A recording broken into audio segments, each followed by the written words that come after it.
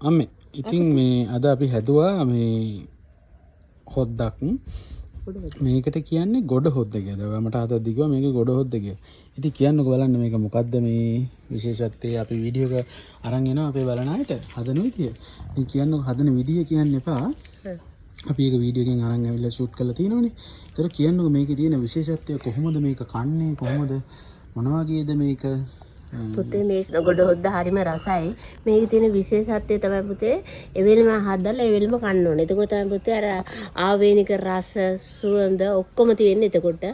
ඒකට විවිධත්වය තියෙන්නේ එතකොට එවෙලම හදලා එවෙලම කන්න ඕන. මේක පෝෂ්‍ය ගුණය ගැන කිව්වොත් එහෙම පෝෂ්‍ය ගුණය ගැන කිව්වොත් පුතේ ගම්මිරිස් තියෙනවා කහ තියෙනවා. ඒකෙන් විශේෂ පෝෂණයක් එතනින් එකතු වෙනවා. ඒ වගේම රතුළු උණු අවමිරිස් ඊගට තක්කාලි ඒ වගේ තියෙන ඒවෙන් අනිවාර්යයෙන්ම විටමින් C ශරීරයට එකතු වෙනවා. දැන් මේක දැක්ක ගමන් කන්න හිතෙන මොකද හේතුව අර වර්ණය නිසා. ඊගට රුචිකත්වය විවිධත්වය ඒ ආදී හැම කොටසක්ම මේ හොද්දෙන් අපිට ලැබෙනවා. ඇත්ත වශයෙන්ම අඩු වියදමකින් වැඩි පෝෂණයක් ඒ වගේම විවිධත්වයක් තියෙන හොද්දක් තමයි ගොඩ හොද්ද.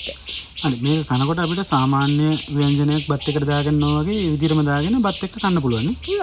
බත් එකට ව්‍යංජන බෙදාගෙන ගන්න අන්නේ වගේ දාගෙන බෙදාගෙන හොඳට කන්න පුළුවන්. ඒ වගේම බඩ පිරෙන්නම කන්න පුළුවන් ආවේනික රුචිකත්වයත් එක්ක රසත් එක්ක විවිධත්වයක් නිසා.